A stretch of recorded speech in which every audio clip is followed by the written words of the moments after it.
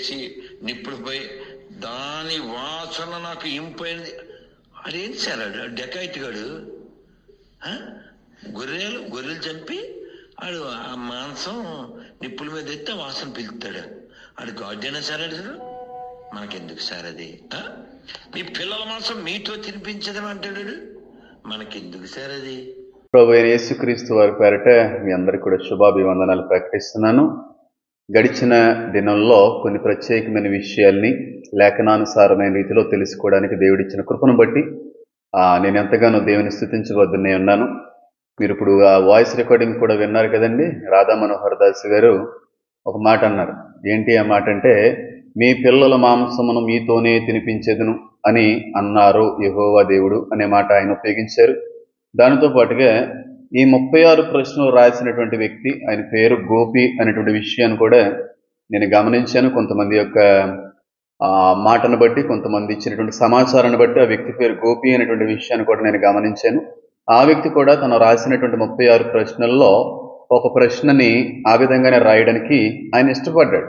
ఏంటి అంటే, యెహోవా దేవుడు తన పిల్లల యొక్క మాంసాన్ని తినిపించడానికి ఇష్టపడేటువంటి దేవుడు అనే విషయాన్ని కూడా ఆయన కూడా రాయడం జరిగింది. ఈ ఇద్దరి నుంచి కూడా ఇదే మాటను నేను గమనించాను. ఇక బయట నుంచి ఇంకెంతమంది ఇలాంటి మాట్లాడుతున్నారో నాకైతే తెలియదు. కానీ గడిచినటువంటి వారంలో సుమారుగా 5 ప్రశ్నలను అయితే పూర్తి చేసుకోవడానికి దేవుడు కృప అందించాడు. ఆది కాండంలో దాగి ఉన్నటువంటి 5 సత్యాలని కూడా వెలికి తీసి వాటిలో ఉన్నటువంటి సంపూర్ణమైన అర్థాన్ని మీ అందరికి కూడా తెలియపరచడానికి దేవుడు కృప అందించాడు. అలాగే ఈరోజు మనం ధ్యానించుకునేటువంటి, లేకపోతే ఆ వ్యక్తులు అడుగుతున్నటువంటి 36 ప్రశ్నల్లో 6వ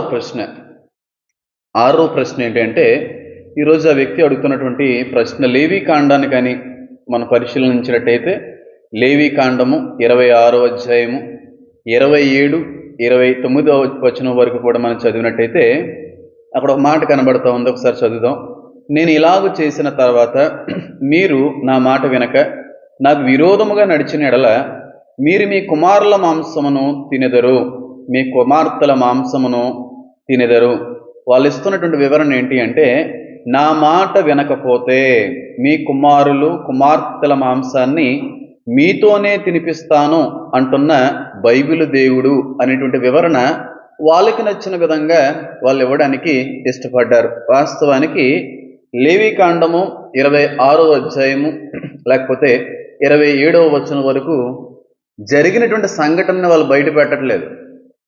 లేకపోతే 26వ లేవీ కాండం 14వ వచనం వరకు దేవుడు మాట్లాడినటువంటి ఆ మాటనైతే బయటికి తీసుకొని రావట్లేదు. కానీ ఈ 27వ వచనం నుంచి కనబడేటువంటి మాటలు మాత్రమే ప్రస్తావించేటువంటి ప్రయత్నం అయితే చేస్తూ ఉన్నారు. వాస్తవానికి ఇశ్రాయేల్ ప్రజలతో దేవుడు మాట ఇస్తూ ఉన్నాడు. ఇదే అధ్యాయం 14వ వచనం వరకు కూడా, మిమ్మల్ని నేను దీవిస్తాను, మీ పంటలు దీవించబడతాయి, విస్తారమైన రీతిలో వర్షాన్ని కురిపిస్తాను, 100 మందికే 1000 మంది జయించగలిగేటువంటి శక్తిని నేను అనుగ్రహిస్తాను, మీరు కానీ నా మాట లోబడి ఉన్న ఎడల, నా మాటకి మీరు విధేయత చూపించిన ఎడల, నాకు నచ్చిన విధంగా మీరు నడిచిన ఎడల విస్తారమైన కృపలు మిమ్మల్ని నిలబెడతాను, దీవిస్తాను, సమృద్ధితో మిమ్మల్ని నింపుతాను అనేటువంటి విషయాలు కనబడట్లేదు. కానీ ఈ క్రైస్తవ అతీత శక్తి ఎత్తి చూపుతున్న మాట ఏంటంటే, 27వ వచనం నుంచే మాట్లాడుతున్నారు. నీ పిల్లల మాంసాన్ని మీతోనే తినిపిస్తాను అనే మాట అయితే ఎత్తి చూపుతున్నారు. కానీ ఎందుకు తినిపిస్తాను అనేటువంటి మాట అయినా అక్కడ ఉపయోగించవలసి వచ్చింది? పైన మాటలు కనబడట్లేదా? నా మాట వింటే మిమ్మల్ని ఎలా దీవిస్తాను అన్నటువంటి దేవుడి యొక్క మాట కనబడట్లేదు. నా మాట వినకపోతే మీకు కలిగేటువంటి నష్టాలని ఆ చోట రాయడానికి దేవుడు ఇష్టపడ్డాడు. అంతే తప్ప ఇంకోటి ఏమీ కోరలేదు దేవుడు. ఇశ్రాయేల్ ప్రజలను రేపులు చేసేయండి, ఆ కనబడిన వాళ్ళల్లా చంపేయండి, లేకపోతే మీకు ఇష్టం వచ్చిన రీతిలో జీవించండి, లేకపోతే మీకు నచ్చిన రీతిలో మీరు గడపండి అనే మాట లేదు. నా మాటకి విధేయత చూపండి, నా ఆజ్ఞలను గైకొనండి, నా యొక్క ఆజ్ఞలను మీరు గైకొనుటూ వాటిని అనుసరించేటువంటి వారిగా ఉండాలి అనే మాటను కానీ మీరు గౌరవిస్తే చాలా విస్తారమైన కృపలు మీ అందరినీ కూడా నేను దీవిస్తాను అనేటువంటి మాట మాట్లాడిన దేవుడే. ఒకవేళ ఆ మాటలను కొట్టివేసి మీ ఇష్టానుసారమైన రీతిలో కానీ మీరు జీవించడం మొదలు పెడితే, ఆజ్ఞ అతిక్రమణ చేస్తూ మీ ఇష్ట ప్రకారంగా కానీ ముందుకు వెళ్ళేటువంటి ప్రయత్నాలు చేస్తే వచ్చేటువంటి శ్రమలు ఎంత భయంకరంగా ఉంటాయనేటువంటి విషయాన్ని అంతటినీ కూడా అదే అధ్యాయం 14వ వచనం నుంచి ఆయన రాయడానికి ఇష్టపడాడు. అంతే తప్ప శ్రమలు వచ్చు సమయంలో మీ పిల్లల మాంసాన్ని మీరే తినేటువంటి పరిస్థితులు వస్తాయి అని అన్నాడు తప్ప నేను తినిపిస్తాను అనే మాట ఎక్కడన్నా అన్నాడండి ఆయన? అన్నాడా? కానీ వీళ్ళు ఏమని రాశారంటే, నా మాట వినకపోతే నీ కుమారులు కుమార్తెల మాంసాన్ని మీతోనే తినిపిస్తాను అని వీళ్ళు రాస్తున్నారు. కానీ వచనంలో ఉన్నటువంటి విషయం ఏంటి? నా మాటకు మీరు అవిధేయత చూపిన ఎడల మీరు కుమారుల మాంసమును తినెదరు, మీ కుమార్తెల మాంసమును తినెదరు అని అన్నాడు తప్ప తినిపిస్తాను అనే మాట అక్కడ లేదు కదండి. కొన్ని బైబిల్లో ఎక్కడన్నా సరే దేవుడు బలవంతంగా తన పిల్లల్ని తినిపించేటువంటి ప్రయత్నం ఎక్కడన్నా చేశాడా? దేవుడు ఏ చోటైనా సరే, ఇక్కడ ఈ మాట వదిలేయండి, ఇదే మాట ద్వితీయోపదేశకాండం 28వ అధ్యాయంలో కూడా ఆయన ఉపయోగిస్తాడు. నా మాటకి మీరు లోబడకపోతే వచ్చేటువంటి శ్రమలు బహు భయంకరమైన రీతిలో ఉండబోతాయి అనేటువంటి విషయాన్ని ద్వితీయోపదేశకాండం 28వ అధ్యాయంలో కూడా అది మనకు కనబడుతుంది. ఆయన మాట వినకపోవడం వల్ల కలిగేటువంటి నష్టాల గురించి అక్కడ మాట్లాడాడు తప్ప దేవుడు ఎక్కడో కూడా బలవంతంగా తన పిల్లల మాంసాన్ని తన తల్లిదండ్రులతో తినిపించేటువంటి ప్రయత్నం ఎప్పుడూ కూడా చేయలేదు. చెప్పడం వరకు ఆయన చెప్పాడు, నా మాట వింటే చాలా బాగుంటారా మీరు, నా మాట వినకపోతే కలిగేటువంటి నష్టాలు మాత్రం బహు భయంకరమైన రీతిలో ఉంటాయని ఆయన ఆ సమయంలో చాలా ఇబ్బందికరమైన పరిస్థితులు ఎదుర్కొంటారు.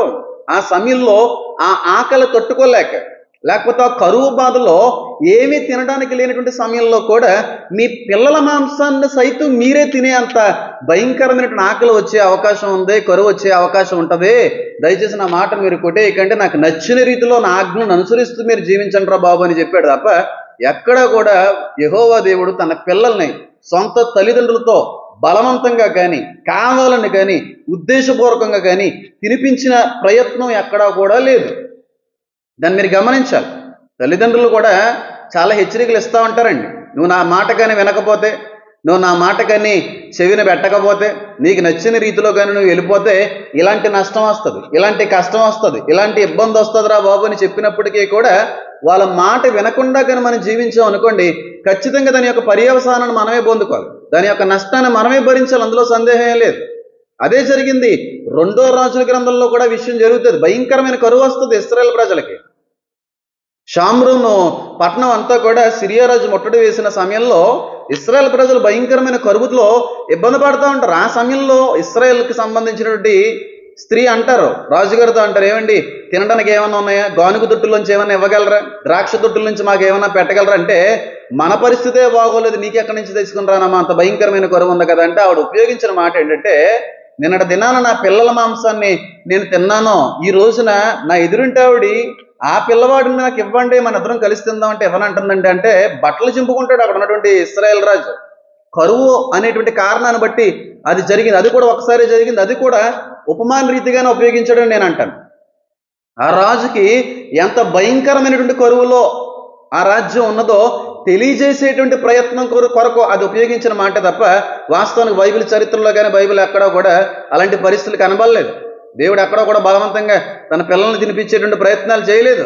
తల్లిదండ్రులు హెచ్చరిస్తూ ఉంటారండి, ఒరే బాబు నువ్వు లోపలికి వెళ్ళిపోతున్నావు, ఆ చెరువుల్లోకి జారి పడిపోతావు అని తల్లిదండ్రులు చెప్పినప్పటికి కూడా ఏం పర్లేదమ్మా అని చెప్పి తల్లిదండ్రుల మాటను కొట్టేసి వెళ్ళి పడిపోయిన తర్వాత తల్లిదండ్రులు ఏమైనా చేయగలరా? ఖచ్చితంగా నష్టాన్ని ఆ పిల్లవాడే అనుభవించాలి. ఇక్కడ అదే జరిగింది. దేవుడి యొక్క మాటకు అవిధేయత చూపారు, దేవుడి యొక్క ఆజ్ఞల్ని కొట్టివేశారు, ఇష్టానుసారమైన రీతిలో వెళ్ళిపోయారు. ఆయన చెప్పినట్టుగానే ఒకనొక సమయంలో శత్రువుల చేతికి వాళ్ళు చెక్కబడ్డారు. భయంకరమైనటువంటి మహాకరువులో వారి జీవితాల్లో నష్టపోయినాయి. అంతే తప్ప దేవుడు ఎప్పుడూ కూడా ఏ పిల్లల్ని కూడా తల్లిదండ్రులతో బలవంతంగా తినిపించేటువంటి ప్రయత్నాలు అయితే చేయలేదండి. మీరు గమనించారు, కొన్ని చేసినట్టుగా ఎక్కడన్నా ఉందా? దేవుడు పిల్లల్ని తల్లిదండ్రులతో తినిపించినట్టుగా ఏమైనా ఉందా? లేకపోతే వీళ్ళ యొక్క అవిధేయతను బట్టి, వీళ్ళ యొక్క అజ్ఞానమును బట్టి, వీళ్ళ యొక్క బుద్ధిహీనమైనటువంటి పనులు బట్టి, వీళ్ళ యొక్క ఆజ్ఞ అతిక్రమణ బట్టి వచ్చిన కరువులో వీళ్ళు నష్టపోయారే తప్ప దేవుడు ఎప్పుడూ కూడా మేము దీవిస్తానో నా మాట వింటే అన్నాడు తప్ప వీళ్ళ మాట వినకుండా వెళ్ళిపోయారు, జీవితాలు నష్టపోయినాయి. అంతే తప్ప దేవుడు పిల్లలను బలవంతంగా తినిపిస్తాను అంటున్నాడు అన్నట్టుగా వీరి యొక్క వివరణ కనబడతాం. అది ఎంత మాత్రమో కూడా సరైనటువంటి ఆలోచన కాదని అంటాను. ఎంత మాత్రమో కూడా సరైనటువంటి ఆలోచన కాదు అంటారు. తల్లిదండ్రులు కూడా అంటారు, రే నువ్వు కానీ నా మాట వినకపోతే 10th క్లాస్లో కానీ 90% కానీ మార్కులు రాకపోతే నీ కాళ్ళు విరగ్గొట్టి పొయ్యిలో పెడతాను రా అని అంటారు. నిజంగా పెడతారా? అలా ఫెయిల్ అయిపోతే తల్లిదండ్రులు ఏమన్నా ఆ భయంతో అయినా సరే బాగా చదువుతారనే ఉద్దేశంతో ఆ మాట ఉపయోగిస్తారే తప్ప నిజంగా కాళ్ళు చేతులు ఎరగొట్టేయడానికి కాదు కదా. లేకపోతే కొన్నిసార్లు కొంతమంది బిడ్డలను బట్టి తల్లిదండ్రులు ఆవేశపడతా ఉంటారు, విసిగిపోతూ ఉంటారు. విసుగు ఎక్కువైపోయినప్పుడు ఇక నా మాట వింటలేదు కదా, నీకు నచ్చినోడినే పెళ్లి చేసుకుంటాను అంటున్నావు కదా, నా మాటతో మీకు అవసరం లేదు కదా, కుటుంబం పరివు ఏమైపోయినా పర్లేదు కదా, నీకు నచ్చినట్టుగా నచ్చి పడుతుందని అంటున్నావు కనుక ఆ పని జరగకముందే ఏదో ఒకటి పెట్టి నేను చంపేస్తాను తప్ప ఆ పని మాత్రం జరిగించి కుటుంబ పరువు మాత్రం తీయడానికి నేను ఇష్టపడలేదని తల్లిదండ్రులు అంటారు. అలాగని చెప్పి ఆ పిల్లలు అలాంటి పనులు చేసిన తర్వాత ఏదోటి కలిపెట్టేసి చంపేస్తారా? భయపెట్టడానికి మాట్లాడతారు, హెచ్చరిస్తూ ఉంటారు. పిల్లలు జాగ్రత్త పడతారు, అమ్మో తల్లిదండ్రులు ఇలాంటి మాట అన్నారు కనుక ఒకవేళ మేము చెయ్యకుండా పనులు చేస్తే, లేకపోతే వాళ్ళ మాటలను కొట్టివేసి ప్రకారంగా నేను జీవిస్తే నిజంగానే చేస్తారేమో అన్నటువంటి భయం వాళ్ళకి కలగాలనేటువంటి ఉద్దేశంతో తల్లిదండ్రులు హెచ్చరిస్తారు తప్ప ఎవరో కూడా ఇబ్బందిగా కావాలనేటువంటి ఉద్దేశంతో కాళ్ళు విరగొట్టడం కానీ, లేకపోతే ఏ విషయమో ఆ తినేటువంటి తిండిలో కనిపేసి పెట్టేయడం కానీ ఎవరో కూడా ఇష్టపడరండి. తల్లిదండ్రుల యొక్క మాటకి భయపడాలనే ఉద్దేశం. ఇక్కడ దేవుడు ఆ మాటని అందుకే ఉపయోగించాడు. దేవుని యొక్క మాటకి విధేయత చూపాలనేటువంటి భయం వాళ్ళకి కలగాలి. ఎందుకంటే ఆయన మాటకు విధేయత చూపకపోవడం వల్ల కలిగేటువంటి నష్టాలు ఎంత భయంకరమైన మొత్తంలో ఉంటాయో అనేటువంటి విషయాన్ని వీళ్ళ ముందుగానే గ్రహించి దేవుడి మాటకి విధేయత చూపాలనేటువంటి ఉద్దేశమే తప్ప దేవుడు ఎక్కడా కూడా బైబిల్లో బలవంతంగా కానీ, ఇష్టపూర్వకంగా కానీ, ఉద్దేశపూర్వకంగా కానీ తన బిడ్డల్ని తన తల్లిదండ్రులతోనే బలవంతంగా తినిపించిన దాఖలాలో బైబిల్ చరిత్రలో ఎక్కడ లేదు. ఒకవేళ ఉంటే చూపించాడు. వాళ్ళంతటా వాళ్ళుగా తప్పు చేసి, వాళ్ళంతటా వాళ్ళుగా దేవునికి దూరం అయిపోయి, వాళ్ళంతటా వాళ్ళుగా నష్టపోయి, భయంకరమైనటువంటి కరువులో వాళ్ళు మునిగిపోయిన తర్వాత అలాంటి పరిస్థితులు వచ్చినాయి తప్ప దేవుడు ఎక్కడ చేశాడు?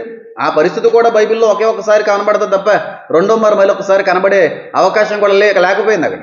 దయచేసి గమనించాలి, నా దేవుడు ఎప్పుడూ కూడా మరొక మనిషిని చంపి తినాలి అనేటువంటి ఉద్దేశం లేని దేవుడు. కాబట్టి మీరు అడిగినటువంటి 6వ ప్రశ్నకు కూడా సరైనటువంటి సమాధానం మీకు దొరికిందనే నేను కోరుకుంటున్నాను. వీళ్ళు అడుగుతున్నటువంటి 7వ ప్రశ్న ద్వితీయోపదేశ కాండానికి సంబంధించిన 13వ అధ్యాయంలో వాళ్ళ యొక్క ప్రశ్న కనబడుతూ ఉంది.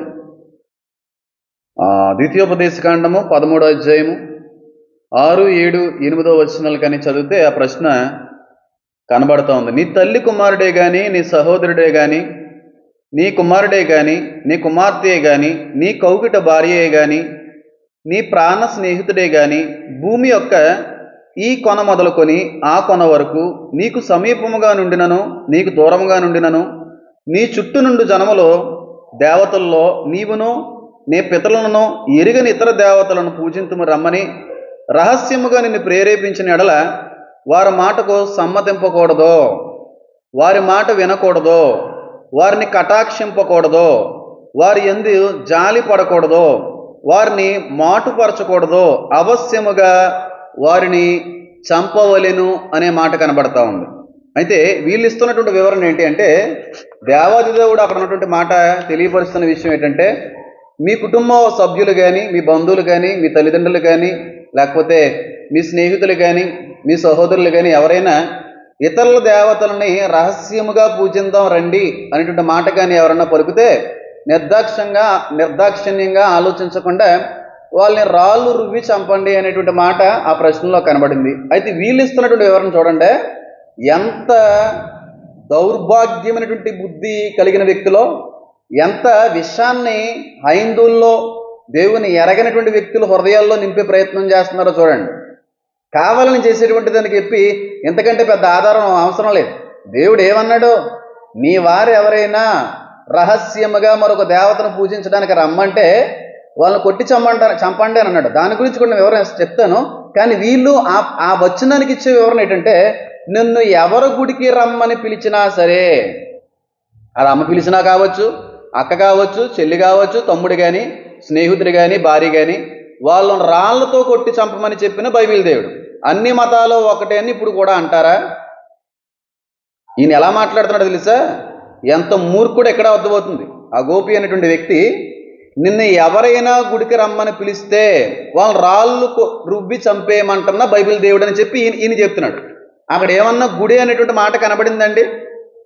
ఎవరైనా సరే నీ ఇంటివారు కానీ, నీ బంధువులు కానీ, ఇతర దేవతలకు సంబంధించినటువంటి గుడికి కానీ రమ్మంటే రాళ్ళు రుబ్బి చంపండి అనే మాట అక్కడ ఏమైనా ఉపయోగించాడా? మరి లేని మాట ఈయన ఉపయోగించడం ఎందుకు అంటే ఈయన యొక్క ఉద్దేశం ఏంటంటే మత వివక్ష, లేకపోతే ఏదో రకంగా బైబిల్ దేవుణ్ణి క్రైస్తవ్యాన్ని తప్పుపట్టేటువంటి ఉద్దేశంతో వీరికి నచ్చిన రీతిలో అన్యులు లేకపోతే హైందుల యొక్క హృదయాల్లో విషం నింపే ప్రయత్నం చేస్తున్నాడు ఈ వ్యక్తి. అక్కడ ఉందా అసలు గుడి అని ఉందా? గుడి అని ఉందా? మరి లేనిదాన్ని మీరు ఎలా కలిపారు? అన్ని దేవతలు అన్నాడు. అంటే ఆ రోజుల్లో ఉన్న దేవతలు వేరు. కానీ ప్రస్తుతం నేను గమనించిన విషయం ఏంటో తెలుసా అండి?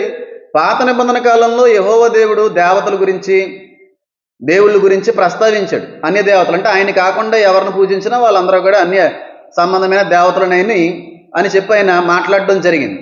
దాన్ని వీళ్ళు ఏ విధంగా ఆపాదిస్తున్నారంటే హైందవ సంబంధమైనటువంటి దేవీ దేవతలనే యెహోవా దేవుడు మాట్లాడుతున్నాడో, మన దేవతలనే తిడుతున్నాడో, మన దేవుళ్ళనే తిడుతున్నాడు ఆయన. కాబట్టి బైబిల్ అంతా కూడా హైందత్వానికి హైందవ్యానికి తప్పు వ్యతిరేకమైంది అన్నటువంటి మాట్లాడుతున్నారు. ఇది సుమారుగా యేసుక్రీస్తు ప్రభు వారి యొక్క పుట్టుకి 4000 సంవత్సరాల క్రితం జరిగినటువంటి విషయం. అప్పుడు ఆ సమయాల్లో ఉన్నటువంటి దేవతల యొక్క పేర్లు ఏంటంటే మలక్ అని, బాల్ అని, దాగోను అని, ఇలాంటి వారు అందరూ అస్తారోతు అని ఇలాంటి దేవతలు ఉన్నారు. అప్పుడు ఎవరో కూడా ఇప్పుడున్నటువంటి ప్రస్తుత సమాజంలో ఉన్న ఏ హైందవ దేవత కానీ దేవుడు కానీ అప్పుడు లేరు. వాళ్ళు వేరు, వీళ్ళు వేరు.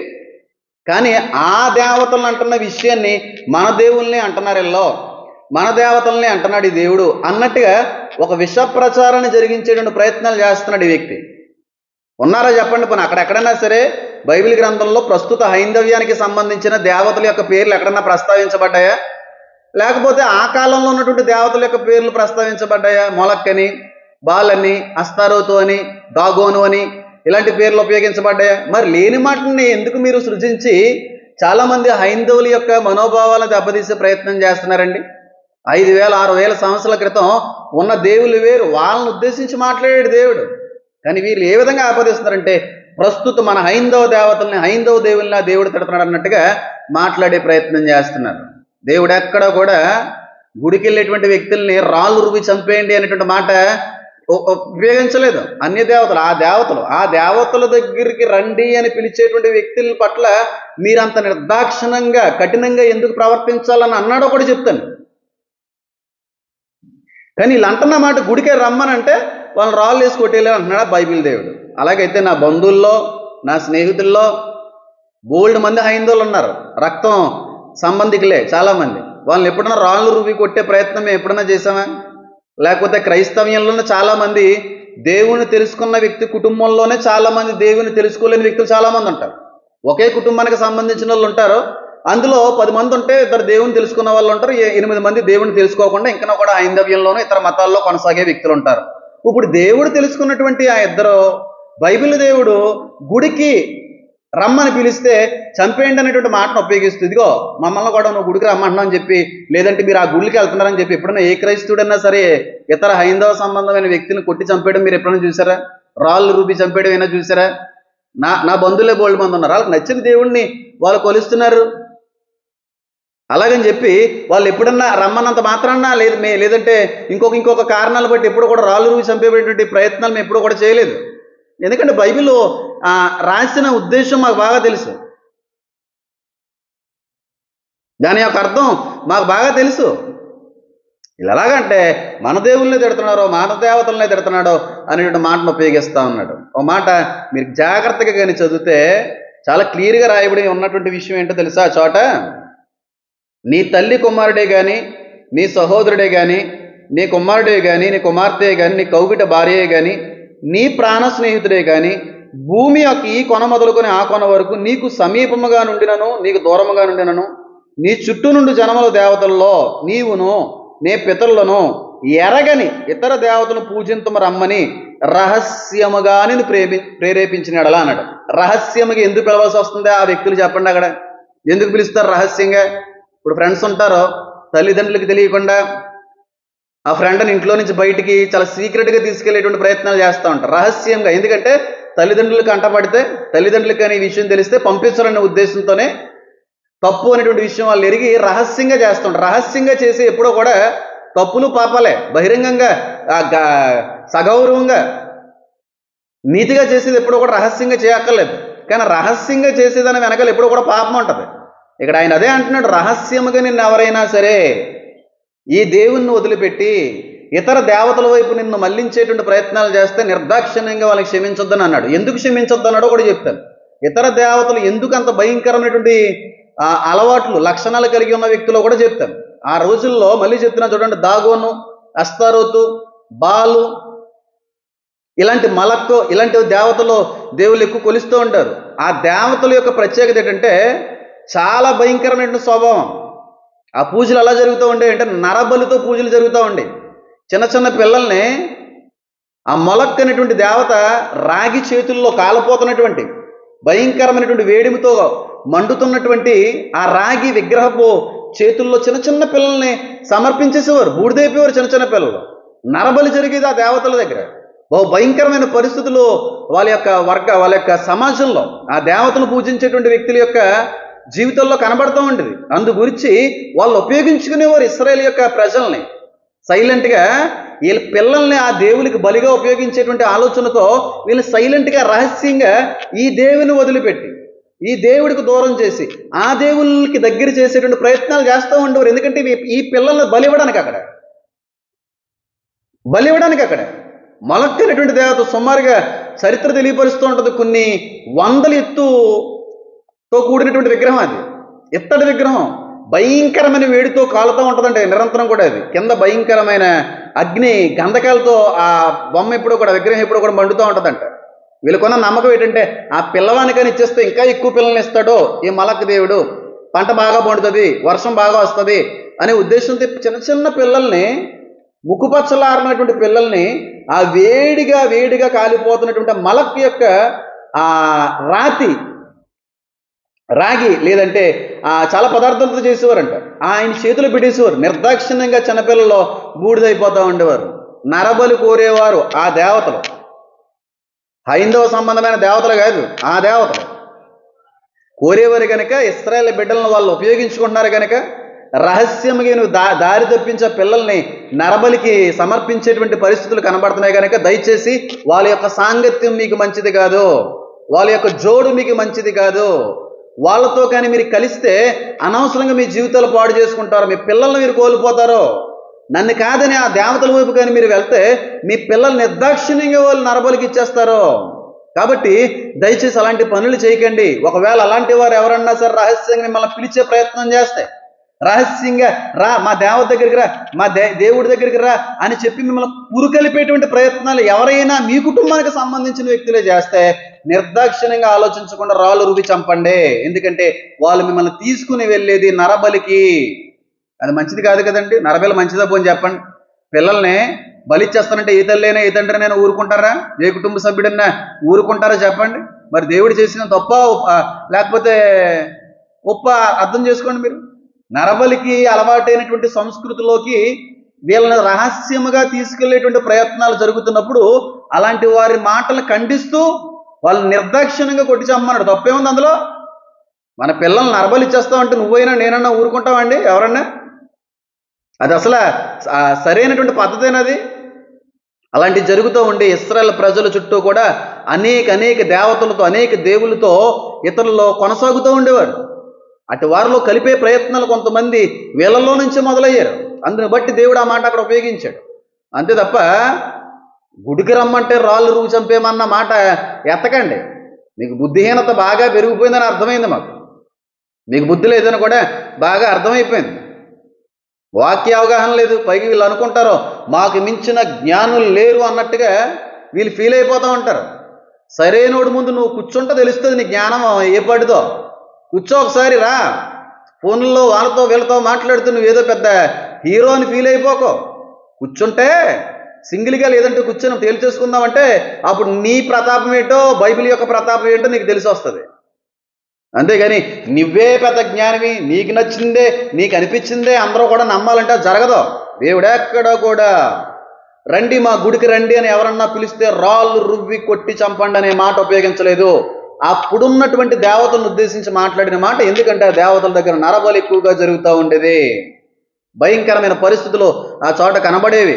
నేను రీసెంట్గా ఒక మాట విన్నాను. ఏంటి అంటే, ఒక పల్లెటూరులో ఇక్కడ కూడా కాదు, వేరే రాష్ట్రానికి సంబంధించింది అనుకుంటాను, ఒక వ్యక్తి చేతబడి చేస్తున్నాడు అనేటువంటి అనుమానంతో ఆ వ్యక్తిని చెట్టుకు కట్టేసి పళ్ళన్నీ కూడా ఓడగొట్టేసి చంపేసే అంత ప్రయత్నం చేశారు. చేతబడి చేస్తున్నారు అనే అనుమానంతోనే అంత చంపే ప్రయత్నం చేస్తే, మన పిల్లల్ని ఎవరైనా సరే నిర్దాక్షిణ్యంగా మన నుంచి తప్పించి నరబలికి ఇచ్చే ప్రయత్నాలు చేస్తే ఏ తండ్రి అయినా ఊరుకుంటాడండి? చంపేడా? మరి అదే మాట్లాడుతున్నాడు దేవుడు ఇక్కడ. మీ పిల్లలు వాళ్ళు కోరుతున్నారు, జాగ్రత్తగా ఉండి, అటు వారికి దూరంగా ఉండి, అటు వారు మిమ్మల్ని ప్రేరణ అందిస్తే నిర్దాక్షిణ్యంగా కొట్టి చంపండి. అటు వారికి దగ్గర కూడా రానివ్వకండి, అలవాట్లలోకి మీరు వెళ్ళకండి. ఆ దేవతల దేవుళ్ళు మంచోళ్ళు కాదు అని చెప్పడం అనేది ఆ చోట జరిగింది తప్ప, హైందవులారా వీళ్ళ మాటలు నమ్మకండి. మీ హృదయాల్లో, మీ గుండెల్లో ఈ వ్యక్తులందరూ విషాన్ని నింపుతున్నారు. నేను గమనించాను.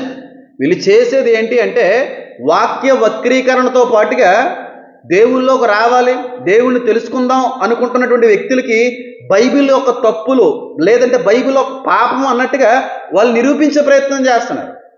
ఇలాంటి కొన్ని వచనాలను ఆధారంగా తీసుకుని చాలామంది దేవుళ్ళలోకి వచ్చేటువంటి వారిని ఆటంకపరిచేటువంటి ప్రయత్నాలు వీళ్ళు చేస్తున్నారు.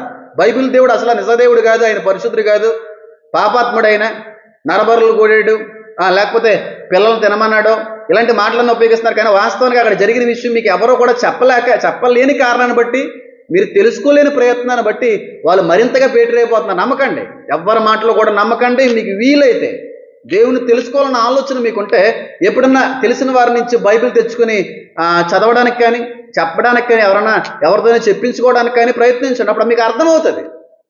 అంతేగాని ఇన్ని వేల వచనాల్లో కొన్ని వచనాలు తీసుకుని ఈ పాపమంటలు కుదురుతుంది పైన కింద జరిగిన విషయాన్ని కూడా మనం గమనించాలి కదండి. ఎక్కడా కూడా మళ్ళీ చెప్తున్నాను, హైందవ సహోదరులారా, భారతీయ పౌరులారా, బైబిల్లో అది కూడా పాత నిబంధనలో ఉన్నటువంటి యెహోవా దేవుడు మన దేశానికి కానీ మన మతానికి సంబంధించి కానీ మన హైందవ్యానికి లేదంటే ఇతర మతాలకు సంబంధించిన దేవుళ్ళ యొక్క ప్రస్తావన ఎక్కడా కూడా తీసుకురాలేదు. ఆ దేవుళ్ళ యొక్క దేవతల యొక్క పేర్లు ఎక్కడ కూడా ఆయన ఉచ్చరించలేదు. ఆ కాలంలో ఉన్నటువంటి దేవతల యొక్క పేర్లు మాత్రమే ఈ చోట ఉచ్చరించబడ్డాయి. లేదండి, మా హైందవ సంబంధమైనటువంటి దేవీ దేవతల యొక్క పేర్లు కూడా ప్రస్తావించబడ్డాయండి అని అంటే చూపించండి బైబిల్లో. కానీ మీకు ఎలా చూపిస్తున్నారంటే, మన దేవుని తిడుతున్నారో మన దేవతలను తిడుతున్నాడో ఈ బైబిల్ దేవుడు అన్నట్టుగా మీకు చూపిస్తున్నారు. కానీ వాస్తవానికి అది నిజం కాదండి. నమ్మండి నా మాట, చదవండి. లేదంటే నా మాట మీరు నమ్మకపోతే చదవండి, తెలుసుకోండి. కాబట్టి వీళ్ళు అన్నటువంటి మాట యొక్క వివరణ తప్పు. గుడికి రాకపోతే కొట్టేయమంటున్న బైబిల్ దేవుడు అనే మాట పూర్తిగా తప్పు. బోల్డ్ మంది ఉన్నారు నా బంధువులనండి. చిన్నతనం నుంచి నేను దేవుల్లో ఎదిగిన వ్యక్తిని, దేవుడు క్రైస్తవ్య పుట్టుకనది. చాలామంది మేనత్త కావచ్చు, చాలామంది పెద్దనాలు కావచ్చు, రారా మాతో పాటు సరదాగా శ్రీశైలం వెళ్తున్నాం, లేదంటే అక్కడికి వెళ్తున్నాం, గుడికి రా అని అన్నప్పుడు, బైబిల్ దేవుడు అలా గుడికనే రమ్మంటే రాళ్ళు రువ్వి చంపేమన్నాడని చెప్పి నా బంధువులను ఎప్పుడు కూడా రాళ్ళు రువ్వి ఎప్పుడు చంపేద్దాం అనే ప్రయత్నాలు చేయలేదే బాబు. నేను ఏ క్రైస్తవుడు కూడా చేయలేదు, ఏ పాస్టర్ గారు కూడా అలా చెప్పరు. నువ్వు చెప్తున్నావు అంతే. నువ్వు పాస్టర్ అనుకున్న ఫీలింగ్ అయిపోతున్నట్టున్నావు. నువ్వు పెద్ద థియాలజిస్ట్గా ఫీల్ అయిపోతున్నట్టున్నావు. నీకు మాత్రమే బైబిల్ తెలుసన్న ఆ ఆలోచనలో నువ్వు భ్రమలో బ్రతుకుతున్నావు. నీకు అంత సీన్ లేదులే. సరైనోడు తగిలితే నువ్వేటో బయటికి బాగా అర్థమవుతుంది జనాలకి. మభ్యపరచబడకండి హైందవ సహోదరులారు, మిమ్మల్ని చేతులు జోడించి చెప్తున్నాను, ఒక్క వచనాన్ని ఆధారం చేసుకుని ఎప్పుడూ కూడా బైబిల్ని తప్పు పట్టకండి. ఆ వచనం పైన కింద ఉన్నటువంటి విషయాన్ని కూడా గమనించండి. ఆ మాట ఎందుకైనా ఉపయోగించవలసి వచ్చిందో గమనించి అప్పుడు ఒక మంచి తీర్పు తీర్చండి. కాబట్టి వీళ్ళు అడిగినటువంటి 6-7 ప్రశ్నలకు కూడా నేను సమాధానం ఇవ్వగలిగాను. వాళ్ళు అడుగుతున్నటువంటి 8వ ప్రశ్న ఏంటంటే, ద్వితీయోపదేశకాండము 22వ అధ్యాయము 21వ వచనం ఏంటి అంటే, వాళ్ళు అడుగుతున్న 8వ ప్రశ్న, వారు ఆమె తండ్రి ఇంటి యొద్దకు చిన్నదాన్ని తీసుకుని రావాలను, అప్పుడు ఆమె ఊరు వారు ఆమెను రాళ్లతో చావగొట్టవలను అనేటువంటి వచనాన్ని బేస్ చేసుకుని వీళ్ళు ఇస్తున్నటువంటి వివరణ ఏంటి అంటే, పెళ్ళైన మొదటి రాత్రి మంచం మీద తెల్లగుడ్డ పరుస్తారు. మొదటి రాత్రి అయిన తర్వాత తెల్లబట్టకు స్త్రీ కన్నెపొర యొక్క రక్తం అంటవలను, లేనిచో ఆ స్త్రీని రాళ్ళతో కొట్టి చంపవలనని యెహోవా ఆజ్ఞ ఇచ్చున్నాడు. మొగుడికి అనుమానం వస్తే అనేది వీళ్ళ వివరణ. ఎంత పచ్చిబూతులు మాట్లాడుతున్నాడంటే అండి, అంత పచ్చిబూతులు మాట్లాడుతున్నాడు. అంత పచ్చిబూతులు అక్కడ రాసిన పదాలు అక్కడ ఉండవు, అసలు లేవు. కానీ ఈయనకి నచ్చిన విధంగా అక్కడ పదాలు ఉపయోగించి మాట్లాడుతున్నాడు. సర్లే, ఆయన ఎలాంటోడైతే మనకేంటి, లేకపోతే ఆయన బుద్ధి ఎలాంటిది మనకేటో మనకి అనవసరం. కానీ ఆయన అడిగిన ప్రశ్నకి మాత్రం సరైన వివరణ నేను ఇస్తాను. అక్కడ ద్వితీయోపదేశకాండం 22-21 వచనంలో రాయబడినటువంటి విషయం ఏంటంటే,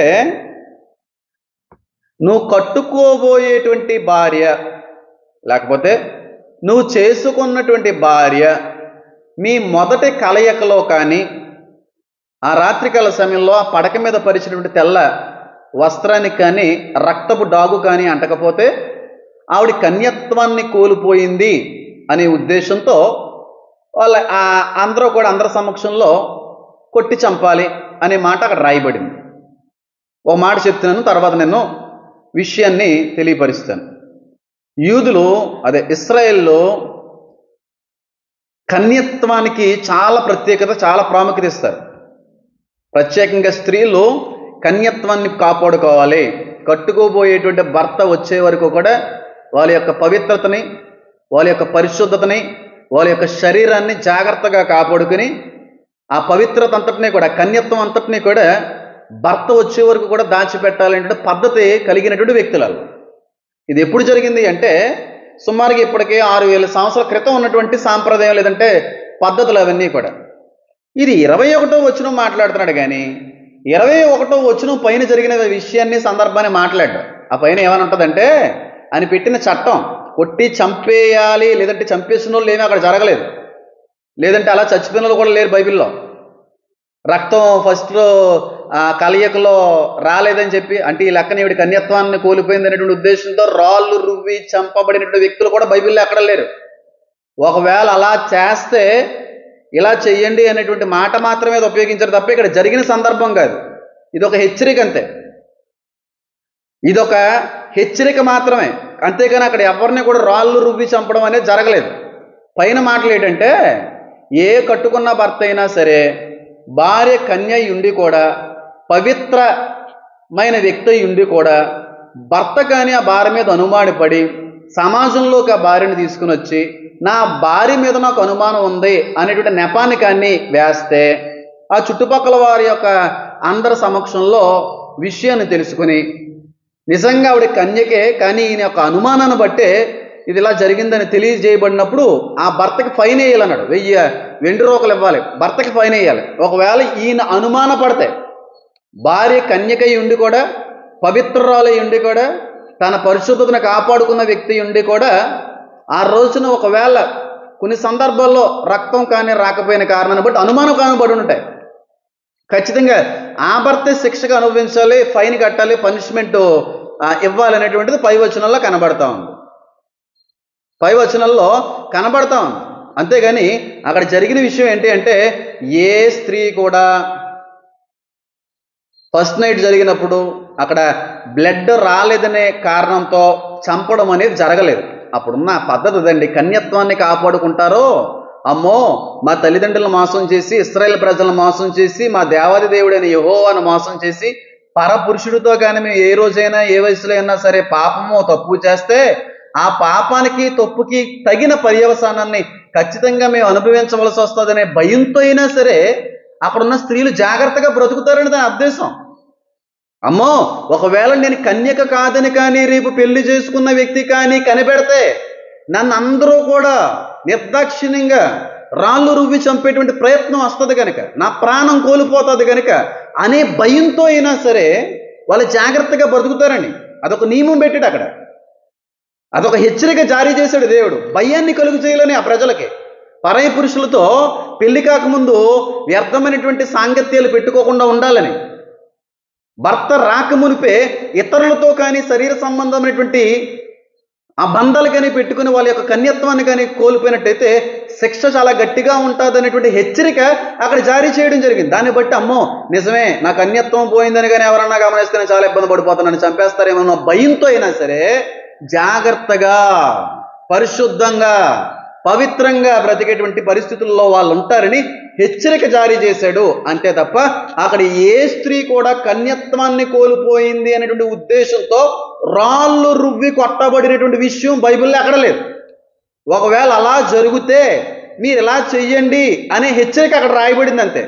అంతే తప్ప ఏ స్త్రీ కూడా అక్కడ కన్యత్వాన్ని కోల్పోయిన తర్వాత చంపబడ్డారో, రాళ్ళు రూపి ఆ వ్యక్తిని చంపేశారనే విషయం ఇక్కడ ఎక్కడ బైబిల్లో ఎక్కడ రాయబడలేదు. భయం కలగాలని, భయం కలిగి ఆ కన్యత్వాన్ని కాపాడుకోవాలనే ఉద్దేశంతోనే దేవుడు అక్కడ రాయించాడు తప్ప మరొక ఉద్దేశం అయితే ఎక్కడ కూడా లేదు. పెట్టాడు ఆయన ఒక స్త్రీ ఎప్పుడు కూడా పరిశుద్ధ మంత్రాలై ఉండాలి, కన్యగానే బ్రతకాలి అనే ఉద్దేశం ఆ పరిశుద్ధ దేవుడికి ఉంది. ఎందుకంటే ఆయన పరిశుద్ధ దేవుడు కనుక బైబిల్ కూడా పరిశుద్ధ గ్రంథం అని రాయబడింది. 5,000 సంవత్సరాలు 6,000 సంవత్సరాల క్రితం ఉన్నటువంటి పద్ధతులండి. వాళ్ళకి అప్పుడు ఉంది అలాగా.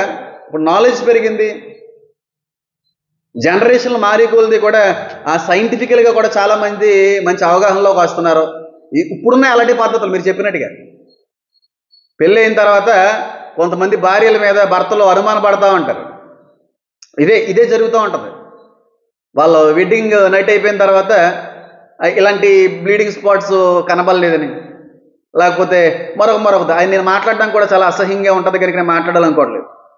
ఇదిగో నాకు చెప్పారు, మా ఫ్రెండ్ చెప్పారు, నేను ఒక చోట చదివాను, నువ్వు నిజంగా వర్జిన్ కానీ అయితే ఫస్ట్ కలయికలో ఖచ్చితంగా బ్లడ్ వస్తుందంట, నీకు రాలేదు కాబట్టి నీ మీద నాకు అనుమానంగా ఉంది, నువ్వు ఒరిజినిటీ కోల్పోయావు, నువ్వు స్కూల్లో కాలేజ్ లైఫ్లో ఎవరితోనైనా తిరిగావని చెప్పి ప్రస్తుత రోజుల్లో చాలామంది భర్తలు తెలిసి తెలియనటువంటి అవగాహన బట్టి భార్యల మీద అనుమానపడేటువంటి వ్యక్తులు ప్రస్తుత రోజుల్లో ఇంకా 6,000 సంవత్సరాల తర్వాత కూడా కనబడుతున్నారు. ఈ కనబడట్లేదు ఈయన గారికి. 6,000 సంవత్సరాల క్రితం ఎప్పుడో దేవుడు పెట్టిన చట్టం కనబడుతుంది. పోనీ అక్కడ జరిగిన విషయం కూడా కాదు అది. అలా చేయడాన్ని బట్టి రాళ్ళతో నిజంగా కొట్టిన సందర్భం కూడా బైబిల్లో ఎక్కడ లేదు.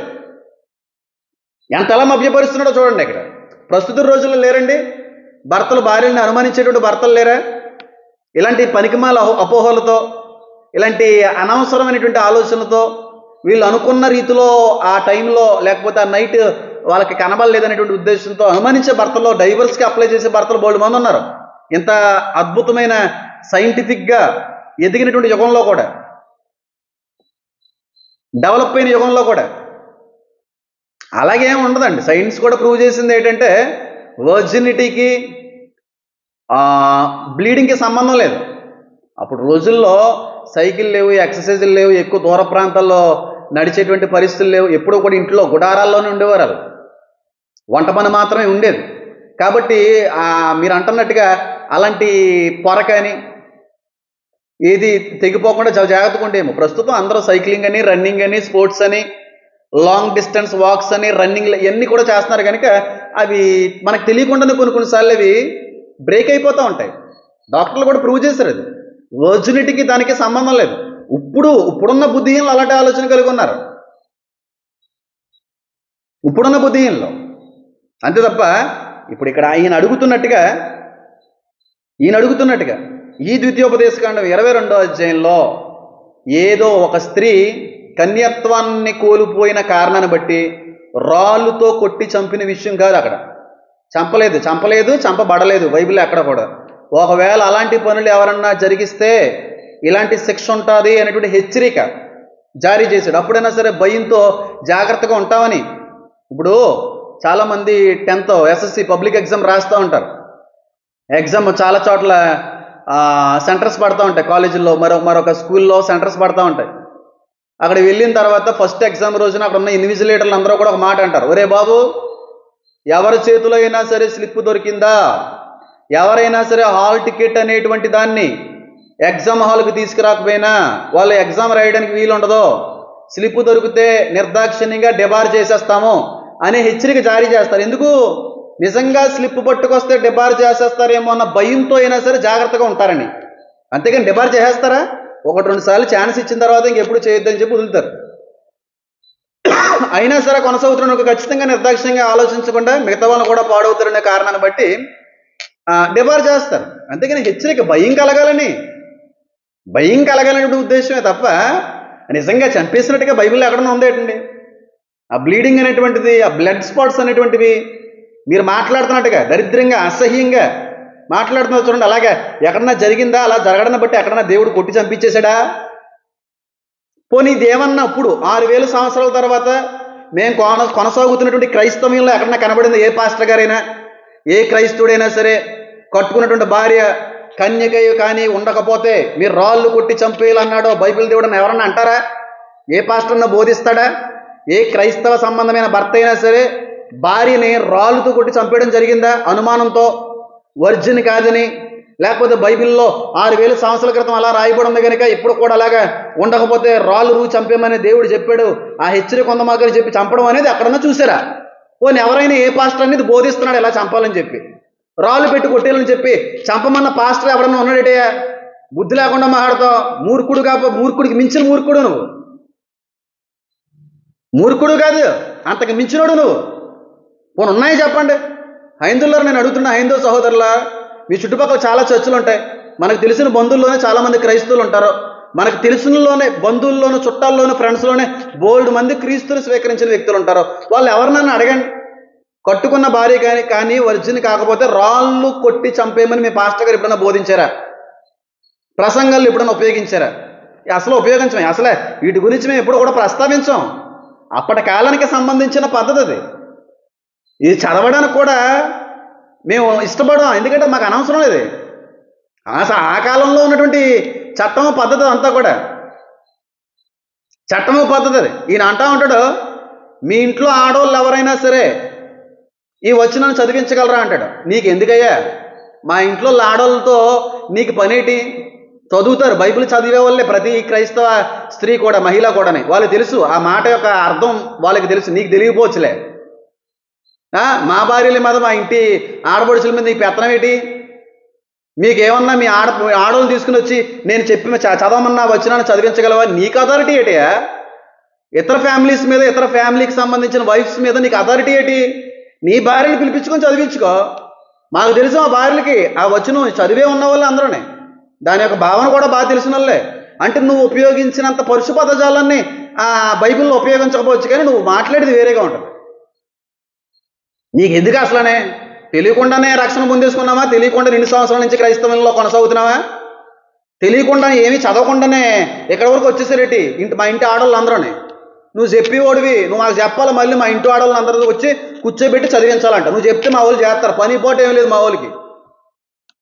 మీ ఆవిడని కూర్చోబెట్టి చదివించు అంత అవసరం అయితే. మాకు నువ్వు చెప్పడానికి ఏది సరిపోతావు? నువ్వు ఏ విధంగా సరిపోతావు?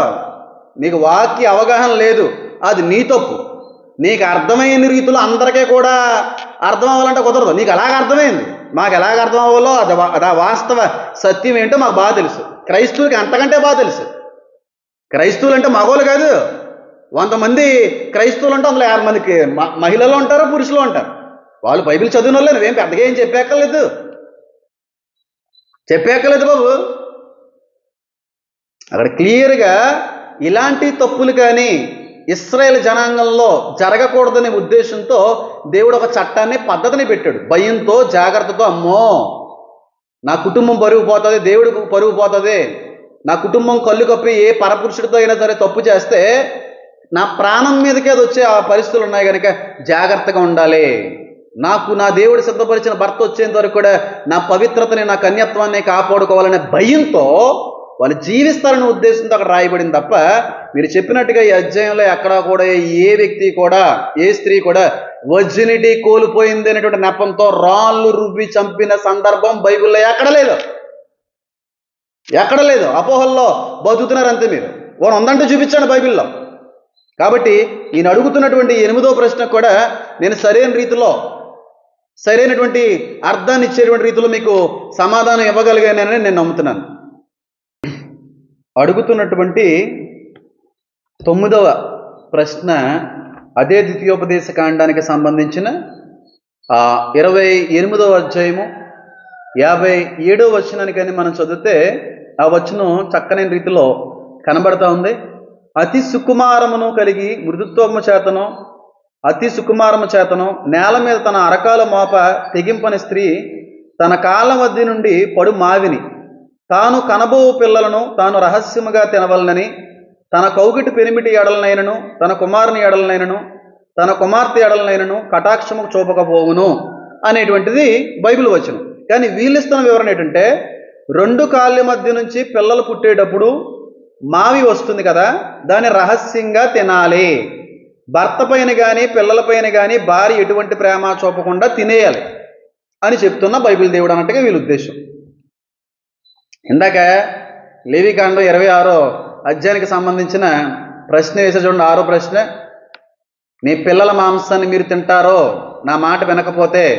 ఎందుకంటే వచ్చేటువంటిది బహు భయంకరమైన కరువు దినాల్లో నా చెయ్యి విడిచి, నా సహవాసాన్ని విడిచి, నా సమక్షం నుంచి మీరు వెళ్ళిపోయి నన్ను కాదని నా ఆజ్ఞలన్నీ కూడా అవిధేయత చూపి ఇష్టానుసారమైన రీతిలో మీరు బ్రతికితే శత్రువుల చేతికి మీరు చిక్కబడతారో, ఆ సమయంలో భయంకరమైనటువంటి కరువుకి మీరు గురైపోతారో. అక్కడ రాయబడింది, లేవికాండం చదువుకోండి ఒకసారి. వాళ్ళు కనీసం మీ పంట పొలంలో చిన్న గింజ కూడా మీకు మిగల్చరు. మీరు కష్టపడి పెట్టి పోషించినటువంటి పెంచినటువంటి ఆ పంటను అంతటినీ కూడా వాళ్ళు అనుభవిస్తారు. తినడానికి ధాన్యం ఉండదు, తాగడానికి ద్రాక్షరసం ఉండదు, మీ ఆకలి తీర్చడానికి ఎవరో కూడా. ఎందుకంటే మీరు కష్టపడి పండించిన పంట అంతా కూడా నీ శత్రువులు తినేస్తూ ఉంటారు. కరువుతో మీరు ఇబ్బంది పడతారు, శ్రమలు వస్తాయి అనేటువంటి విషయాన్ని దేవుడు ముందుగానే తెలియపరిచాడు. కాబట్టి నా మాటను కొట్టివేయకండి, నా కృపను కాదని మీరు వేరే వేరే వారి దగ్గరికి వెళ్ళకండి అని చెప్పి దేవుడు ముందుగా హెచ్చరించాడు. ఆ సమయంలో ఇక్కడ ద్వితీయోపదేశకాండంలో కూడా అదే మాట మాట్లాడుతున్నాడు 28వ అధ్యాయంలో హెచ్చరిక రూపంగా. ఎందుకంటే దేవుడికి ఆ జనాంగం మీద ఎంత ప్రేమ ఉందో అర్థం చేసుకోండి. ప్రేమ ఉన్నవాడు కదండి ఎక్కువసార్లు చెప్పడానికి ఇష్టపడతాడు. ప్రేమ లేకపోతే ఒకసారి చెప్పి వదిలేస్తారు. ఎలా పోతా పోదా, నాకెందుకే బాబు, చెప్పితే ఒకసారి చెప్తాం, 2 సార్లు చెప్తాం, వినకపోతే మానేస్తాం, మాకేం పోయింది అని చెప్పి వదిలేస్తారు. కానీ నిజమైన ప్రేమ ఉన్న వాళ్ళు వినకపోయినా సరే పదే పదే వాళ్ళు వినేంత వరకు సరే, వాళ్ళు వినేంత వరకు కూడా పదే పదే వాళ్ళు మార్చుకోవాలని, వాళ్ళ మాట వినేట్టుగా వాళ్ళు ఉండాలనే ఉద్దేశంతో విశ్వ ప్రయత్నాలు చేస్తూ ఉంటారు. మన తల్లిదండ్రులైనా పెద్దవారైనా సరే, ఒరే ఎందుకు చెప్తున్నా అర్థం చేసుకోరా, మా మాట వింటలేదు నువ్వు, కానీ ఈ రోజు నీకు తెలియదురా, ఒక రోజు వస్తుంది అప్పుడు బాధపడతావు. ఈరోజు మేము ఉన్నాం కాబట్టి నీకు చెప్పే వాళ్ళు ఉన్నాం. ఆ రోజున బాధపడే రోజుల్లో అయ్యో మా అమ్మ చెప్పింది, మా నాన్నగారు చెప్పారు, నేను మాట వినలేదు, ఈ రోజున అలాంటి శ్రమను అనుభవించవలసి వస్తుంది అనేటువంటి విషయాన్ని నువ్వు గమనించి నీ తప్పు నువ్వు తెలుసుకున్నా సరే ఆ బాధ నుంచి ఎవరో కూడా నేను తప్పించలేరురా. దాని యొక్క పర్యవసానం నువ్వే అనుభవించాలి బాబు అని చెప్పి తల్లిదండ్రులు కూడా ఆ ప్రేమ ఉన్న కారణాన్ని బట్టి పదే పదే చెప్తారు. ఇందాక 26వ అధ్యాయం లేవీలో అదే చెప్పాడు దేవుడు. ద్వితీయోపదేశకాండం 28వ అధ్యాయం అదే చెప్తున్నాడు, రే బాబు నన్ను కాదని ఎక్కడికే వెళ్ళిపోకండి అంటే. దేవుడికి ఆ పిల్లల మీద, జనం మీద ఎంత ప్రేమ ఉందో చూడండి. ఎన్నిసార్లు చెప్పాడో, ఎన్నిసార్లు వాళ్ళ అంత మూర్ఖత్వాన్ని వాళ్ళు బయలుపరుచుకున్నప్పుడు కూడా దేవుడు వదిలేదు. చాలాసార్లు చెప్పి చూసాడు, ఒరే శ్రమలు వస్తాయి, నన్ను కాదని మీరు వెళ్ళకండి, నా మాట కాదని ఏ పని చేయకండి, నా ఆజ్ఞలకు లోబడండి, నేను పెట్టేటువంటి ఆ షరతులను గౌరవించండి ఆయన, మీ మేలు కోరి చెప్తున్నాను రా. శత్రువుల చేతుల్లోకి మీరు వెళ్ళిపోతారా, ఆ సమయంలో శత్రువులు ఊరుకోరు, క్షమించరు మిమ్మల్ని, మీ పంటనంతటిని కూడా అనుభవిస్తారు. తినడానికి చిల్లి గవ్వ కూడా లేకుండా, ధాన్యపు ఒడ్డు కూడా లేకుండా, ద్రాక్షపు గెల కూడా లేకుండా మొత్తం తినేస్తారు. మీరు మీ పిల్లలు భయంకరమైన కరువులో ఇబ్బంది పడవలసిన అవసరం వస్తుంది. ఆ కరువులో మీ పిల్లల్ని మీరే తినే అంత భయంకరమైన ఆకలి కలుగుతుంది అని అన్నాడు. అక్కడ తినమని అని ఎక్కడ అనలేదు బైబిల్లో. మావి పడుతుంటే తినమన్న దేవుడు అంటవేటరా బాబు అన్నాడు. అక్కడ తినమని, తినే పరిస్థితి వస్తుందని హెచ్చరిస్తున్నాడు ముందుగా. అక్కడ జరిగిన విషయం కాదండి. 28 ద్వితీయోపదేశకాండంలో మాట్లాడిన మాటలు జరిగిన విషయం కాదు, లేదంటే ఆ సమయంలో జరుగుతున్న విషయం కాదు, జరుగుతాయి అనేటువంటి ఉద్దేశంతో దేవుడు ముందుగా హెచ్చరికపూర్వకంగా తెలియపరుస్తున్న విషయం అది. అంతేగాని మావి పడుతుంటే పుట్టినటువంటి పిల్లని వెంటనే అక్కడ తినేసినట్టు ఏమీ లేదు. అక్కడ హెచ్చరించాడు దేవుడు. కానీ నిజంగానే వీళ్ళు దేవుడు మాట కాదని దేవుడు మాటను కొట్టిపెట్టేసి ఇష్టానుసారమైన రీతిలో వెళ్ళిపోయారు. అంత కరువు కూడా వాళ్ళకి సంభవించింది ఒకనొక సమయంలో. ఇందాక నేను చెప్పినట్టుగా 2వ రాజుల 6వ అధ్యాయంలో చూసినట్టుగా వాళ్ళు అనుభవించారు తప్ప దేవుడు ఎక్కడా కూడా భర్తను కానీ, తల్లిని, భార్యని కానీ, పుట్టబోయేటువంటి పిల్లల్ని కానీ బలవంతంగా తినేయండి అని అనలేదు. అలాంటి కరువు వస్తుంది. ఆకలి బాధను అనుభవించడానికి తెలుస్తుంది తిండి యొక్క విలువ, భోజనం యొక్క విలువ. రోజుకి 4 పూటలో చక్కగా తినేసినంత కాలం కూడా మనం తినేటువంటి భోజనం యొక్క, తిండి యొక్క విలువ ఎప్పటికీ తెలియదు. కరువు, ఆకలి వస్తుంది చూడండి, వాడికే తెలుస్తుంది ఆ మెతుకు ఒక విలువ. మనం ఏం చేస్తాం, అన్నం ఎక్కువైపోయింది తినలేకపోతున్నాం అని చెప్పి ఇంతంత అన్నాలు కొంతమంది సింకుల్లో పాడేసే వాళ్ళు ఉంటారు. అన్నం తింటలేదని చెప్పి ఇంతంత అన్నాలు తీసుకుని వెళ్ళి కాలువల్లో పాడేసే వాళ్ళు ఉంటారు. ఎందుకంటే వాళ్ళకి అది విలువ లేదు. వాళ్ళకి ఆ విలువ ఎప్పుడు వస్తుంది, అది లేనప్పుడు తెలుస్తుంది దాని విలువ. అలాంటి ఆకలి దప్పికలు వచ్చినప్పుడు, తినడానికి తిండి లేని సమయంలోనే దాని యొక్క విలువ తెలుస్తుంది. ఇశ్రాయేలు ప్రజలకు ఆ విలువ తెలిసింది ఒకనొక సమయంలో తెలుసుకున్నారు. అమ్మో నా దేవుడు చెప్పాడయ్యా భయంకరమైన కరువు వస్తుంది, భయంకరమైన శ్రమ వస్తుంది, అప్పుడు మన పిల్లల్ని మనం తినే అంత భయంకరమైన ఆకలి కూడా మనకు కలుగుతుంది అనే విషయాన్ని దేవుడు చెప్పడం తెలుసుకున్న తర్వాత ప్రజలు ఆకలితో అలాంటి దాన్ని సైతం చేయడానికి మీరు ప్రయత్నిస్తారో, మీ పిల్లలను సైతం మీరు తినేంతగా మారిపోతారో. ఎందుకంటే ఆ బాధ, ఆకలి, ఆ కరువు అలాంటిదని చెప్పి ముందుగా దేవుడు హెచ్చరించిన విషయం అదంతా కూడా. కరోనా మనకి తిండి యొక్క విలువ బాగా నేర్పింది కదండి. 2019లో వచ్చిన కరోనా బాగా నేర్పింది మనం తినేటువంటి మెతుకు యొక్క విలువ. చాలామంది బాస్మతీలు, గిద్ద మసూలు తినేవాళ్ళు సైతం కరోనాలో కొనుక్కునేటువంటి అవకాశం లేక రేషన్ బియ్యం తిన్న వాళ్ళు కూడా ఉన్నారు. ఒక కుళ్ళిపోయిన 2-3 రోజులు వండుకొని తిన్న వాళ్ళు ఉన్నారు. కుళ్ళిపోయిన టమాటాలను సైతం మిక్సీలో ఆడుకొని కూరలు చేసుకునే వాళ్ళు కూడా ఉన్నారు. నా వరకు వచ్చింది ఆ విషయం. ఎందుకు లేదు కాబట్టి దాని విలువ తెలిసింది. ఆ కరువు అలాంటిది. 2013లో కూడా నాకు తెలిసి నార్త్ కొరియాలో అనుకుంటాను భయంకరమైన కరువు వచ్చింది ఆ కుటుంబానికి. తండ్రి ఏమీ చేయలేని పరిస్థితి, ఆయనకే తిండి లేదు. 2 పిల్లలు ఉన్నారు ఆయనకి, వాళ్ళకి తిండి పెట్టలేనటువంటి పరిస్థితి. ఆ పిల్లలు ఏడుస్తున్నారంట, నాన్న ఆకలేస్తుంది, చచ్చిపోయేలా ఉన్నాం, ఏదోటి పెట్టండి అంటే ఈ తండ్రికి పెట్టేవాడు ఎవడో లేడు, ఈయనే కరువుతో ఇబ్బంది పడుతున్నాడు. అలాంటి సమయంలో 2 పిల్లల్ని కూడా చంపేసి సొంత తండ్రి తినేశాడు. ఆకలి అలాంటిది, కరువు అలాంటిది. అంతేగాని దేవుడు కొడుతున్న పిల్లల్ని చంపు తినేయి, నీ భర్తను కొట్టి చంపు తినేయి, నీ భార్యను కొట్టు చంపు తినేయి, ఇంట్లో కానీ నీకు ఎప్పుడన్నా ఆకలేస్తే నీ పిల్లల్ని చంపే నిర్దాక్షిణ్యంగానే అక్కడే చెప్పలేదు. కరువు వస్తుంది అనే ఉద్దేశంతో చెప్పుకొచ్చాడు. వచ్చింది కదా ఇశ్రాయేలు జనానికి, భయంకరమైన కరువు వచ్చింది ఎలీషా కాలంలో. అది అందరికీ కూడా తెలిసిన విషయమే. దేవుడు ఏ మాట చెప్పినా సరే అది జరుగుతుంది. అంతేగాని బైబిల్లో ఎక్కడ కూడా దేవుడు సొంత పిల్లలను తినమని కానీ భర్తను తినమని కానీ ఎక్కడ కూడా లేదండి. హెచ్చరించాడు దేవుడు, హెచ్చరికపూర్వకంగా మాట్లాడినటువంటి విషయమే తప్ప మరొకటి అయితే కాదు. అది గమనించుకోవాలి మీరు అందరూ కూడా. వస్తుంది, అలాంటి రోజులు వస్తాయని ప్రకటన గ్రంథంలో కూడా రాశాడు. యేసుక్రీస్తు ప్రభు వారిని సొంత రక్షకునిగా స్వీకరించిన ప్రతి ఒక్కరూ కూడా, సంఘం అంతా కూడా ఎత్తబడుతుంది. విడవబడిన వారందరూ కూడా 7 సంవత్సరాలు బహు భయంకరమైన శ్రమకాలంలో ఉంటారు. వాళ్ళకి ఇలాంటి శ్రమలు ఉంటాయి. ప్రకటన గ్రంథం ఆధారంగా తినడానికి తిండి ఉండదు, చెట్లు ఉండవు, వ్యవసాయం ఉండదు, నీరంతా కూడా కలుషితం అయిపోద్ది. అప్పుడు గర్భిణీ స్త్రీలకు శ్రమ, ఆకలి దప్పుకులతో, కరువుతో ఇబ్బంది పడేటువంటి పరిస్థితులు వస్తాయని ప్రకటన గ్రంథంలో చెప్పడం అనేది జరిగింది. జరుగుతాయి, ముందు రోజుల్లో కూడా జరుగుతాయి. అంతేగాని దేవుడు ఎక్కడా కూడా పిల్లల్ని తినమని అనలేదు. గమనించాలి మీరు. అలాంటి రోజులు వస్తాయి, కరువు వస్తుంది నాయన, తినడానికి తిండి కూడా లేని పరిస్థితులు వస్తాయి బాబు, నా మాట విన్నాయన అని చెప్పుకొని వచ్చాడు తప్ప ఎక్కడ ఎందుకు తినమంటే పోనీ ఎక్కడైనా తిన్నారా? బైబిల్లో మీరు ఎక్కడన్నా చూసేసిన మాయతో పడిపోతున్నప్పుడు ఎప్పుడన్నా తీసుకుని తినేసిన వాళ్ళు ఎక్కడన్నా ఉన్నారు? కొన్ని పాస్టర్లుగా మేము ఎప్పుడన్నా చెప్పామా? క్రైస్తవ బోధకులు ఎప్పుడన్నా సరే ఎప్పుడన్నా ఆకలి వేసినప్పుడు మీ పిల్లలు మీరు చంపుకొని తినేయండి అని ఎక్కడన్నా చెప్పామా మేము? గర్భిణీ స్త్రీలారా మీకు ఎప్పుడన్నా ఆకలేసి తినాలనిపించినప్పుడు మీ పిల్లలు మీరే తినేయండిరా అని ఎప్పుడన్నా చెప్తున్నాం? ఎవరన్నా చెప్పావా? శ్రమ, అలాంటి శ్రమ వస్తుంది, అలాంటి కరువు వస్తుంది. మనకు వచ్చింది కరోనాను బట్టి మనం అర్థం చేసుకున్నాం. తిండి యొక్క విలువ ఏంటో బాగా తెలిసి వచ్చింది. ఎంతమంది తిండి లేక అలవటించిపోయారండి, చాలా ఇబ్బంది పడ్డారు. గొప్ప ధనికులు సైతం రోడ్డు పాలు అయిపోయారంట. కొనుక్కునే అవకాశం ఉండి, డబ్బులుండి కూడా కొనుక్కోలేని పరిస్థితులు కరోనాలో తలెత్తాయి. ప్రస్తుతం రోజుల్లోనే ఆకలి తట్టు. ఎందుకండి అది అక్కడ సౌత్ ఆఫ్రికాలో ఎక్కడో, ఆ మాటలు కూడా పదాన్ని ఉపయోగించాలనుకోవట్లేదు. హ్యూమన్ వేస్ట్ని ఎండలో ఎండబెట్టి తినేవాళ్ళు ఉన్నారు తెలుసా? డంగని ఎండలో ఎండబెట్టి తినేవాళ్ళు ఉన్నారు వేరే దేశాల్లో. కరువు అలాంటిది. ఆ టైంలో ఏం చేస్తున్నాం మనకే తెలియదు. నార్త్ కొరియాలో చేసిన పరిస్థితి లేని విషయం ఇంకా తిన్నారు. కానీ దేవుడు ఎక్కడ తినమనలేదు, ఈ పిల్లల్ని తినమని ఎక్కడ కూడా చెప్పలేదు. కాబట్టి మీరు గమనించవలసిన అవసరం అయితే ఉంది. సుమారుగా ఈ 2 వారాల్లో 9 ప్రశ్నలు అయితే నేను పూర్తి చేసుకోవడానికి దేవుడు కృప అందించాడు. అందుని బట్టి నేను దేవుని స్తుతించబోద్దనే ఉన్నాను. చాలామంది అంటున్నారు ఏంటంటే, అన్నా పందుల ముందు ముత్యాలు చల్లొద్దని బైబిల్లో ఉంది కదా, నువ్వు ఎందుకు సమయాన్ని వేస్ట్ చేసుకుంటున్నావు? చక్కగా సమయాన్ని దేవుని పని కొరకు మరొక విధంగా ఉపయోగించుకుంటే బాగుంటుంది కదా. ఇలాంటి వాళ్ళు మార్చాలనే ఆలోచన ఎందుకు వచ్చిందన్నయ్య? వాళ్ళు మారరాళ్ళు, వాళ్ళు మూర్ఖులు, పందుల ముందు జల్లకో, పరిశుద్ధమైన కుక్కలకి పెట్టకో అని వాళ్ళు చెప్పారు. నిజంగానండి, వాళ్ళు మారతారు అనే ఉద్దేశం కంటే కూడా చాలామంది మారి దేవుని తెలుసుకోవాలనే ఆలోచనతో ఉన్నటువంటి వ్యక్తుల్ని ఆటంకపరిచేలాగా ఉన్నాయి వీళ్ళ యొక్క మాటలు.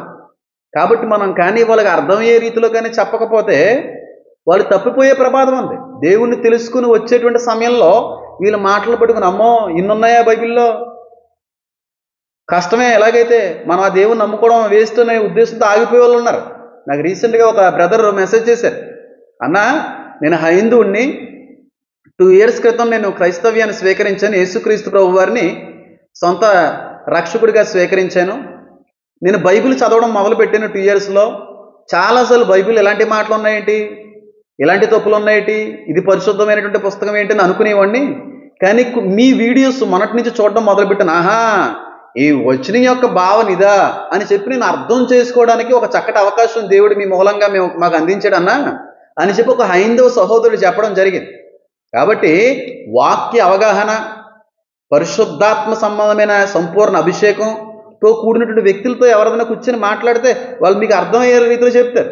కేవలం ఒకటే చెప్తున్నాను చూడండి, చాలా మంది హైందవ సహోదరులు, ఇతర మతస్థులు కూడా దేవుణ్ణి తెలుసుకొని రావాలనుకుంటున్నప్పుడు వీళ్ళ యొక్క ప్రశ్నలు వాళ్ళకి ఆటంకంగా ఉంటున్నాయి. వీళ్ళు మాట్లాడుతున్నటువంటి మాటల్లో, వీళ్ళు ఎత్తి చూపుతున్నటువంటి ఈ ప్రశ్నలు చాలాసార్లు ఆటంకంగా ఉంటున్నాయి అనేటువంటి ఉద్దేశంతో వాళ్ళు దారి తప్పిపోతున్నారు. కనుక నేను ఈ ఆలోచనలోకి రావడం అయితే జరిగింది తప్ప మరొక ఉద్దేశం అయితే ఏమీ లేదు. వచ్చేటువంటి వాళ్ళు ఆగిపోతున్నారు, వచ్చేటువంటి వాళ్ళు దారి తప్పిపోతున్నారు, వచ్చేటువంటి వాళ్ళు చాలామంది వాస్తవ సత్యాలను తెలుసుకోకుండా దేవుడికి దూరం అయిపోతున్నారు. వీళ్ళ యొక్క అబద్ధ బోధనలు బట్టి, వీళ్ళ యొక్క అబద్ధ మాటలను బట్టి, వీళ్ళకి వాక్య అవగాహన లేనటువంటి వివరణ బట్టి నిజమేనేమో అని అనుకుని చెప్పి ఆగిపోయే వాళ్ళు చాలామంది ఉన్నారు. ఆ కారణాన్ని బట్టి ఇది చేయడం జరిగింది తప్ప వాళ్ళు ఏదో మార్చేద్దామని కాదు. దేవుడు ఒక మాట అంటాడు, కొంతమంది నాశనానికి అప్పచెప్పాడంట, అటు వారిని మనం మార్చలేం. నాశనానికి కొంతమంది అప్పచెప్పబడ్డారు. ఒకవేళ ఆ జాబితాలోనే వాళ్ళు ఉంటే వాళ్ళని ఎవరు తప్పించగలరు, ఎవరు తప్పించలేరు. నా ఉద్దేశం ఏంటంటే దేవుణ్ణి ఎంతో కొంత తెలుసుకుని, దేవుని ఎంతో కొంత తెలుసుకొని రావాలనుకున్న వ్యక్తులకి ఈ ఆటంకంగా ఉన్నాయి ఉద్దేశంతోనే వాళ్ళకి అర్థమయ్యే రీతిలో చెప్పడం అనేది జరిగింది. ఏదైనప్పటికీ కూడా 9 ప్రశ్నలు అయితే పూర్తి చేసుకున్నాను. తర్వాత ఎపిసోడ్ 3వ ఎపిసోడ్లో ఖచ్చితంగా సమూయేలు గ్రంథంలో కొన్ని ప్రశ్నలు అయితే వాళ్ళు వేయడం జరిగింది.